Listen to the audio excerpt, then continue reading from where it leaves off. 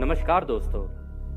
Law of one यानी एक का कानून, या कह लीजिए एक का तरीका, या फिर आप ये भी कह सकते हैं कि एक का ज्ञान। आखिर क्या है ये एक का ज्ञान? कहाँ से आया ये एक का ज्ञान? क्या करता है ये एक का ज्ञान? और किसने बनाया ये एक का ज्ञान? इसको जानने के लिए आइए पहले इसकी भूमिका को जानते हैं कि क्या है, कहां से आया है, क्या करता है और किसने बनाया ये एक का ज्ञान।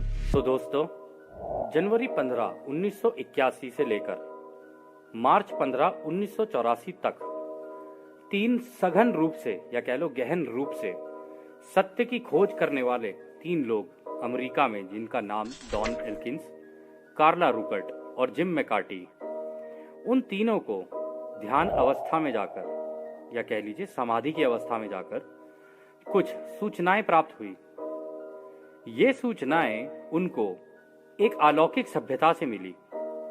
अब आप कहेंगे, क्या समाधि में जाकर, ध्यान में जाकर किसी अलौकिक सभ्यता से सूचनाएं प्राप्त की जा सकती हैं?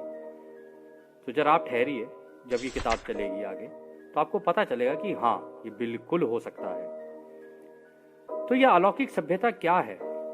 इस सभ्यता ने बताया कि उनका नाम था रा। अब अलौकिक सभ्यता को इंग्लिश में क्या कहते हैं? इंग्लिश में कहते हैं एक्स्ट्रा टेरेस्ट्रियल सिविलाइजेशन, या फिर आप ये भी कह सकते हैं एलियन सभ्यता। कहने के लिए एलियन है, जो कि अंग्रेजी का एक शब्द है, बट एलियन का मतलब अंग्रेजी में भी यही होता है कि हमसे अलग, यानी हमसे जुदा।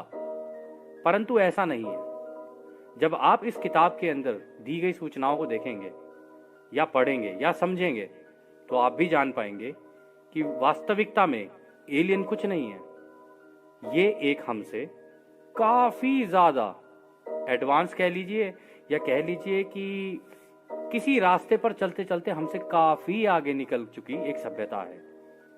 तो इस सभ्यता का नाम है रा। अब यह सभ्यता आप सुनकर हैरान होंगे कि कहाँ रहती हैं। ये रहती हैं हमारे सूरज के अंदर, और यह इसलिए क्योंकि जब ये उस जमाने में मिस्र के लोगों से मिलने आए थे, जिनको आज की डेट में हम लोग इजिप्ट के लोग भी कह देते हैं, तो मिस्र के लोगों से ये मिलने के लिए आए थे क्योंकि मिस्र के लोगों का उस वक्त सूरज में बड़ा विश्वास था। वो उसकी पूजा भी करते थे।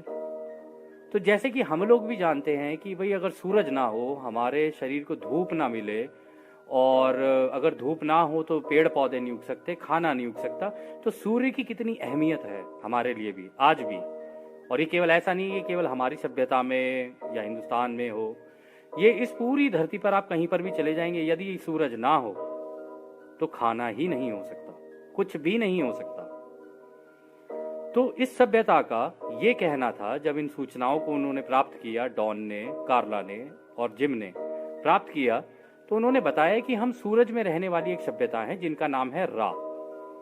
करीब करीब इस सभ्यता के जो लोग जो सूरज के अंदर रहते हैं, उनकी टोटल अगर आप पूरी मिलाकर अगर जनसंख्या देखें तो वो करीब करीब 65 करोड़ है। और वो 65 करोड़ की जो ये सभ्यता है, वो सारे के सारे रोशनी के बने हुए हैं। मतलब जैसे आपके हमारे शरीर हैं, उनके शरीर हमारे जैसे नहीं है, उनके शरीर रोशनी के बने हुए हैं। तो जब ये तीनों इस सत्य की खोज कर रहे थे, तो इसमें कार्ला जो थी, जो इन तीनों की जो दोस्त थी, वो थी जो समाधि की अवस्था में थी। और समाधि की अवस्था में जब वो पूरी तरीके से समाधि की अवस्था में चली गई, तो डॉन था इनका दोस्त, जो कि सवाल करता बना, और कार्ला इन सभी सूचनाओं को उस सभ्यता से चैनल करके, इसको अंग्रेजी में चैनलिंग कहते हैं, हिंदी में आप ये कह सकते हैं कि संपर्क बना लेना, और संपर्क बनाने के बाद जो सूचनाएं हैं उन्हें प्राप्त करना। तो डॉन इधर से सवाल कर रहा था, कार्ला उधर से जवाब दे रही थी, और जिम जो इनका तीसरा दोस्त था, वो इन दोनों की मदद करने के लिए उसी रूम में था, उसी कमरे में था, जिस कमरे के अंदर इन लोगों ने इन सारी सूचनाओं को प्राप्त किया।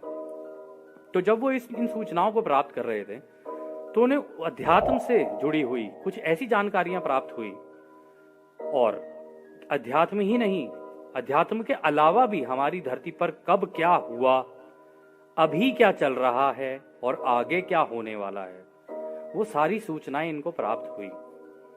तो जब रा आए, इस किताब के मुताबिक जब रा आए तो उन्होंने इनको बताया, जब ये संपर्क बना तो कार्ला के द्वारा जब डॉन इसको लिख रहा था और रिकॉर्ड भी कर रहा था, उसने एक रेडियो भी ऑन कर रखा था, उस रेडियो में वो धीरे धीरे सारी बातें जो हो रही थी उनको रिकॉर्ड भी कर रहा था। तो उस सभ्यता ने उन्हें बताया कि जब हम उस जमाने में तुम्हारी इस मिस्र की सभ्यता को देख रहे थे तो हम देख रहे थे कि वो उनका काफी विश्वास था हमारे अंदर। तो हमें लगा कि लगता है ये जानना चाहते हैं कि इस सूरज की रचना किसने की, इस उनकी ये जो धरती है उसकी रचना किसने की, अच्छा ये ब्रह्मांड की रचना किसने की। तो उनको लगा कि शायद अब ये उस जगह पर या उस इनका मतलब स्तर दिमाग का उस जगह पर आ चुका है जहां पर हमें इनको इन जानकारियों की जरूरत है। तो उनका कहना था कि वो इस धरती पर आए थे और अपने विमानों में आए थे। आपने ये विमानों का जिक्र लगभग सभी धर्मों के अंदर सुना होगा, आपने और भी कई धर्मों के अंदर सुना होगा, ये हर धर्म के अंदर है ये कहानियां। तो उन्होंने कहा हम अपने विमानों के अंदर आए थे और हम तुम्हारे भाई बहन बन के आए थे कि हम तुम्हें सिखा सकें कि वास्तविकता में ब्रह्मांड किसने रचा, इस सूरज की रचना कैसे हुई, तुम्हारे ग्रह की रचना कैसे हुई, तुम्हारे ग्रह पे इतिहास में क्या हुआ, अभी क्या चल रहा है और आगे क्या होने वाला है। तो सारी की सारी इंफॉर्मेशन उन्होंने उनको दी। परंतु उस समय के मुताबिक रा का कहना यह है कि हम तो आए थे तुम्हारे भाई बहन बनकर अपने प्रेम को दर्शाने के लिए, और क्योंकि हमारी सहानुभूति तुमसे है इस वजह से हम लोग आए थे तुमको ये ज्ञान देने के लिए, जिस ज्ञान को बोलते हैं वो लोग लॉ ऑफ वन।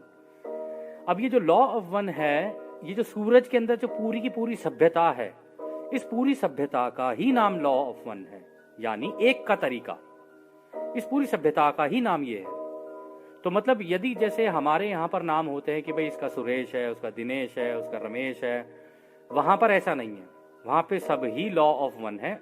यदि एक का नाम रा है तो सभी का ही नाम रा है। तो ये उस तरीके की सभ्यता है जो आज भी सूरज के अंदर विराजमान है, या आप इनको कह सकते हैं कि ये सूर्यवंशी है।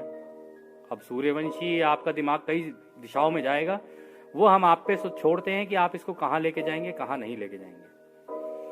तो इन्होंने बताया कि जब हम आए थे तो उस समय के जो राजा हुआ करते थे, जो रॉयल एलीट वर्ड इन्होंने यूज किया, जो उस जमाने के राजा हुआ करते थे। और एलीट में देखिए दोस्तों, एलीट का मतलब ये नहीं होता कि कोई अमीर हो। किसी भी व्यवस्था में जो टॉप में बैठा है और दूसरों को अपने से नीचे समझता है, उसको एलीट ही कहा जाता है। इस किताब के अंदर रा ने आगे जाके ये चीज बड़े अच्छे से बताई है कि यदि कोई व्यक्ति अपने आप को दूसरों से अलग समझता है और अपने आप को दूसरों से बेहतर समझता है या स्पेशल समझता है, तो वो एलीट ही है, उसकी सोच एलीट है। तो उन्होंने बताया कि उस जमाने में जब हम आए थे, हम तो अपनी सहानुभूति और अपना प्रेम लेकर आए थे और इस एक के ज्ञान को लेकर आए थे, ताकि हम तुम्हारी उस सभ्यता को मदद कर सकें और निरंतर आगे बढ़ने में, ताकि वो भी आगे बढ़ते जाएं और इस आध्यात्मिक रास्ते पर चलते चलते जैसे और सभ्यताएं और ग्रहों पे आगे निकली हैं, तुम भी निकलो। परंतु हुआ कुछ उल्टा। हुआ ये कि उस जमाने के रॉयल एलीट जो हुआ करते थे, मतलब रॉयल मतलब राजा, और जो एलीट जो अपने आप को बेसिकली ये सोचते थे कि जो कुछ है हम ही हैं और हम ना हो तो ये कुछ नहीं है, उस तरीके की सोच रखने वाले, या कह लो कि अपने आप को दूसरे से अलग रखने वाले या सोचने वाले। तो उन लोगों ने क्या किया, इनकी जितनी भी दी हुई जो सूचनाएं थी उनको छुपा लिया और उसको तोड़ मरोड़ के उसके अंदर से जो इनका प्रेम और जो इनकी सहानुभूति हमारी धरती की सभ्यता के साथ थी, उन्होंने इस पूरी किताब में कहीं नहीं कहा कि हम केवल क्या कहते हैं मिस्र की सभ्यता के लिए आए या इसके लिए आए। ये कई सभ्यताओं के लिए आए, सबको ज्ञान देने के लिए आए। जैसे जैसे आप इस किताब को आगे देखेंगे आपको पता चलेगा। तो उन्होंने कहा कि हम जब उस जमाने में आए तो उस जमाने के ये जो रॉयल एलीट्स थे, तो इन्होंने हमने जितना ज्ञान दिया था, जितनी शक्तियां प्रदान की थी, इन्होंने सारी आम जनता से छुपा ली और आम जनता से छुपा के इन सारी सूचनाओं को तोड़ मरोड़ के जनता के सामने पेश कर दिया। अब जनता उस जमाने की भी भोली थी, जनता तो खैर हमेशा ही भोली होती है। तो जैसे जैसे ये उनको बताते गए जनता मानती चली गई, और एक तरीके से इनका जितना भी वो था, सूचनाएं थी, जो भी ये कहना चाहते थे या जो भी ये इंफॉर्मेशन देना चाहते थे, ज्ञान देना चाहते थे, वो पूरा तोड़ मरोड़ दिया गया अच्छी तरीके से। तो इनका कहना था कि इनको बहुत बुरा लगा उसके बाद, तो ये धरती को छोड़कर चले गए। परंतु ये ऐसा नहीं है कि ये पहली बार इस धरती पर आए थे उस समय में, ये उससे पहले भी इस धरती पर आ चुके थे। करीब करीब रा और बाकी की कई सारी सभ्यताएं इस धरती को पिछले 75,000 साल से देख रही हैं। यदि आपको ये लगता है कि इस पूरे ब्रह्मांड में आप अकेले हैं, तो या तो ये आपका भोलापन है, या इसको जानकारी की कमी कह सकते हैं, या इसको ये भी कहा जा सकता है कि आपने ढूंढा नहीं तो आपको मिला नहीं। हर व्यक्ति की इस पूरे ब्रह्मांड में, इस किताब के मुताबिक अगर देखा जाए तो इस पूरे ब्रह्मांड में हर व्यक्ति की आगे बढ़ने की क्षमता बराबर है, परंतु ये सारी चीजें निर्भर करती हैं कि उसके ज्ञान कितना है। यदि उसको ज्ञान मिल जाए तो कोई भी आगे निकल के जा सकता है, और यही वो किताब है जिसमें उन्होंने सारे तरीके बताए और सारी सूचनाएं दी कि हमारी सभ्यता भी कैसे आगे निकल के जा सकती है। रा ने इस किताब के अंदर कई चीजें ऐसी बताई हैं जो कि हो सकता है आपको सुनने में बहुत ही हैरान कर दें, बहुत चक्का कर दें, और आपको ऐसा लगे कि हो भी सकता है, नहीं भी हो सकता है। कई जगहों पर आपको इस किताब के अंदर ऐसा लगेगा, अरे ये तो मैं जानता हूं, फिर आपको अरे ये तो मैं जानता था पर ये नहीं जानता हूं। तो ऐसा कई बार आपके साथ इस किताब के साथ होगा, परंतु यदि आप अंत तक इस किताब के साथ बने रहे तो जो जानकारियां और जो सूचनाएं आपको इसमें से मिलेंगी, वो अभी तक जिन लोगों ने ये किताब पढ़ी है, और लगभग ये किताब इस धरती के ऊपर 100 करोड़ लोग पढ़ चुके हैं और इसका ज्ञान 100 करोड़ लोगों को हो चुका है। तो आप ये सोच लीजिए कि आप उन 100 करोड़ में आ जाएंगे जिनके पास ये ज्ञान है। अब आगे बढ़ना है नहीं बढ़ना है वो बात की बात है, वो देखा जाएगा जो होगा। लेकिन कहते हैं किसी भी तरीके का ज्ञान, चाहे वो सही हो या गलत हो, वो ज्ञान होता है। आप उसको कैसे लोगे, आप उसका कैसे इस्तेमाल करोगे, सब कुछ आप पर निर्भर करता है। तो आपका समय ज्यादा ना वो करते हुए, क्या कहते हैं, बर्बाद करते हुए, हम इसके पहले सत्र पर चलते हैं। और जैसा कि इस किताब के अंदर इन्होंने अंत में इसी भूमिका के अंदर एक बड़ी सुंदर सी बात कही थी, जिसको हम यहाँ पर दोबारा दोहराना चाहेंगे। वास्तविकता में कुछ भी सही और गलत नहीं है, कोई विभाजन नहीं है, क्योंकि एक दिन किसी समय में जाके ये सब खत्म हो जाएगा, ये सब एक जगह मिल जाएगा। ये तो तुम हो जो नाच रहे हो, जी हाँ, ये कह रहे हैं ये तो तुम हो जो अपने आत्मा, दिमाग और शरीर को लेकर नाच रहे हो, अलग अलग तरीकों से, अलग अलग समय पर। हालांकि इसकी इतनी जरूरत नहीं है, परंतु ये सब तुम्हारा ही चुना हुआ है। ये तुम्हारा ही चुना हुआ है क्योंकि तुम जानना चाहते हो कि वो क्या है, वो कौन सी एक चीज है जिसने सबको बांध के रखा हुआ है, वो कौन सी ऐसी चीज है जिसने सबको एक जगह रखा हुआ है।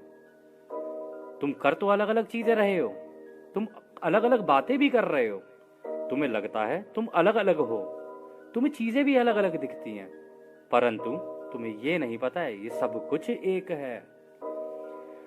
तुम सब कुछ हो, तुम हर एक व्यक्ति हो, तुम हर एक भावना हो, तुम हर एक घटना हो, तुम हर एक सिचुएशन हो, या कह लो हर एक ऐसी अवस्था हो जहां पे सब कुछ घट रहा है।